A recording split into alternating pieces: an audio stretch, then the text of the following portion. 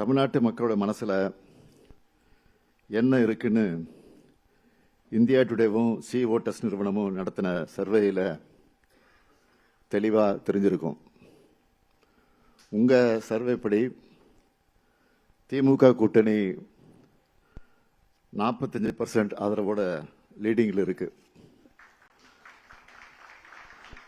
எங்களுக்கும் செகண்ட் பிளேஸில் இருக்கக்கூடிய டிஃபரன்ஸ் பார்த்தீங்கன்னா 12%.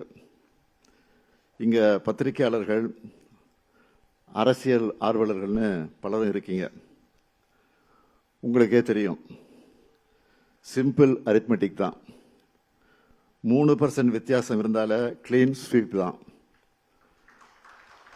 12%னா அது நிச்சயம் டம்பிங் விக்டரி தான்.